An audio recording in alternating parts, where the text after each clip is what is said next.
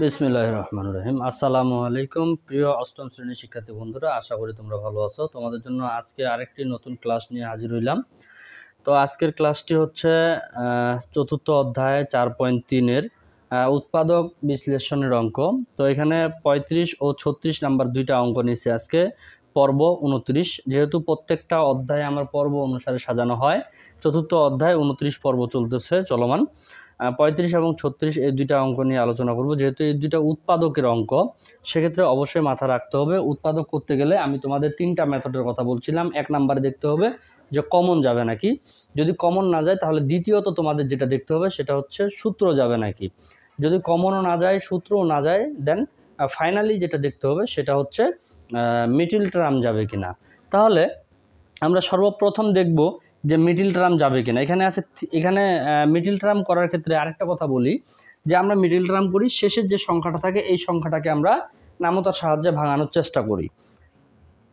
সেক্ষেত্রে আমি অবশ্যই বলবো যে শেষের সংখ্যাটাতে যখন আমরা নামতার সাহায্যে ভাঙানোর চেষ্টা করব, তার আগে অবশ্যই আমাদেরকে খেয়াল করতে হবে যে সামনে কোনো সংখ্যা আছে নাকি।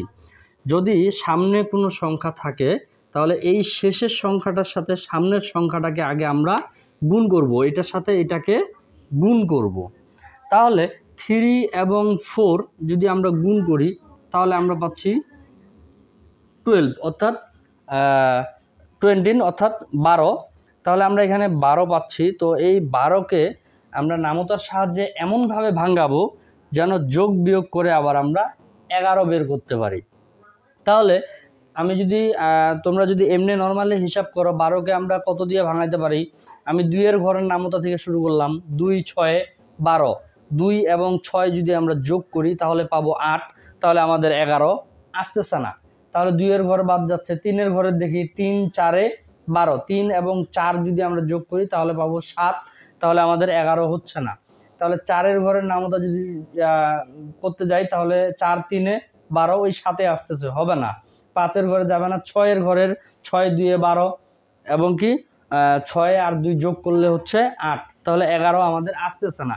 সেক্ষেত্রে আরেকটা হচ্ছে 12 একে 12, 12 আর 1 যদি আমরা যোগ করি তাহলে হবে 13, এবং 12 থেকে যদি আমরা 1 মাইনাস করি তাহলে হবে 11।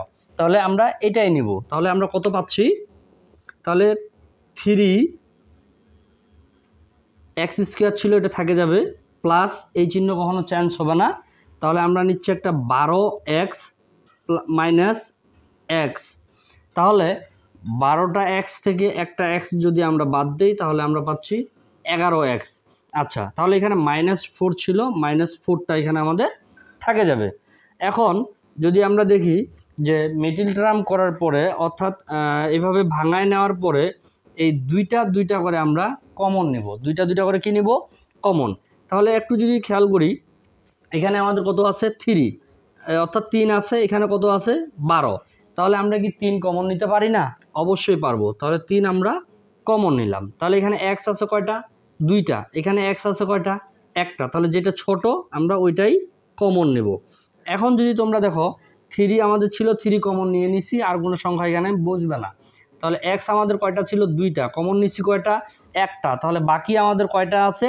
1টা। ওই একটা x আমাদের এখানে বসে যাবে। প্লাস ছিল, প্লাস থাকে যাবে।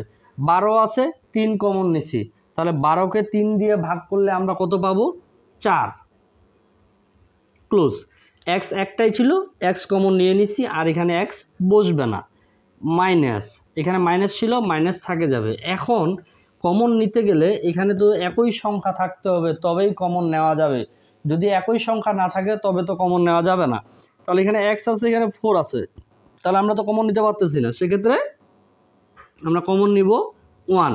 তাহলে x আমাদের এখানে থাকে গেল, মাইনাস মাইনাসে প্লাস, এই হলো 4। এখন যদি তোমরা একটু খেয়াল করে দেখো যে আমরা যে মিডল টার্মটা করলাম, 12 নিছি, এখানে 1 নিছি, এই 12 এবং 1 এটা তো আমরা আমাদের ইচ্ছা মতো আমরা সাজায় নিছি। সেক্ষেত্রে আদৌ কি আমাদের এটা ঠিক আছে কিনা এখানেই তোমরা বুঝতে পারবা। x + 4, x + 4, এখানে যদি x + 4, এখানে যদি x - 4 হয় তাহলে কিন্তু বুঝতে হবে যে মিডল টার্মে ভেজাল আছে। সেক্ষেত্রে তোমাদের অবশ্যই খেয়াল করতে হবে এখানে যেটা বের হবে হুবাহুব এখানেও সেটাই বের হইতে হবে। x + 4, x + 4, কোনো চেঞ্জ হবে না। তাহলে 3x মাইনাস 1, 3x মাইনাস 1, আর এখানে হচ্ছে 4x x plus 4, x plus 4 দুইটা একই, দুইটার মধ্যে এখানে আমরা একটা নেব, দ্যাটস ইট।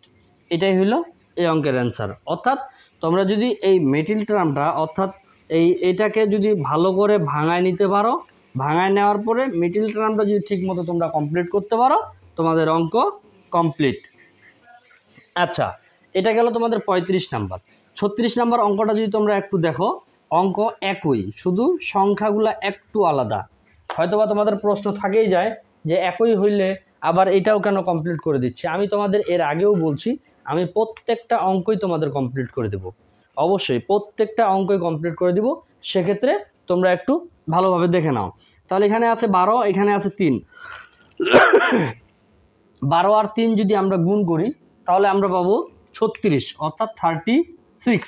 এখন এই 36কে আমাদের ভাঙাইতে হবে ঠিক আগের অঙ্কটার মতোই।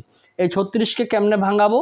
36কে ভাঙাইতে গেলে আমাদের আমি একেবারেই কমপ্লিট করার চেষ্টা করব। তাহলে 18 এবং 2 আমরা যদি 18 এবং 2 যদি আমরা গুণ করি, তাহলে 18 আর 2 গুণ করলে হচ্ছে 36, আর 18 থেকে 2 বাদ দিলে আমরা পাচ্ছি 16।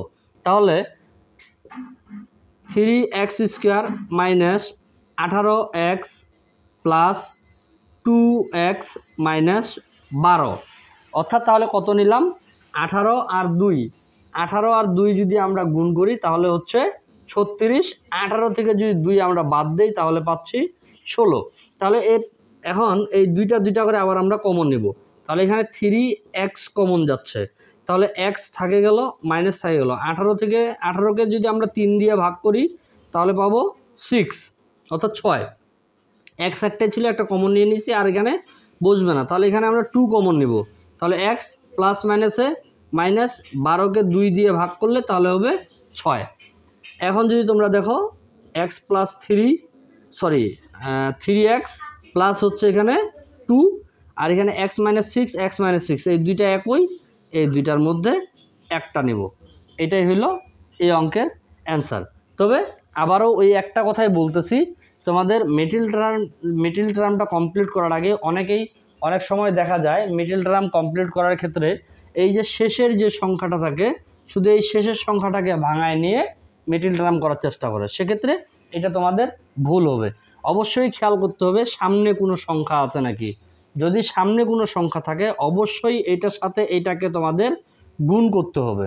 যদি গুণ না করো তবে এই মিডল টার্ম তোমরা কখনোই বের করতে পারবা না। এই জন্য তোমাদেরকে বলবো আমার প্রত্যেকটা ক্লাসে মনোযোগ সহকারে দেখার চেষ্টা করবা। ইনশাল্লাহ আমি চেষ্টা করব প্রত্যেকটা অঙ্কই তোমাদের ধরে ধরে কমপ্লিট করে দেওয়ার। এই জন্য তোমাদেরকে বলবো অবশ্যই চ্যানেলটি আমার সাবস্ক্রাইব করে রাখবা এবং সাথে বেল আইকন বাজিয়ে দিবা, কারণ প্রতিদিন একটা করে আমার ক্লাস আপলোড হয়। সেক্ষেত্রে ক্লাসটা আপলোড হওয়ার সাথে সাথেই তোমার ফোনে নোটিফিকেশন চলে যাবে। সকলের সুস্বাস্থ্য কামনা করে আজকের ক্লাসটি এখানে শেষ করতেছি। আসসালামু আলাইকুম ওয়া রাহমাতুল্লাহ।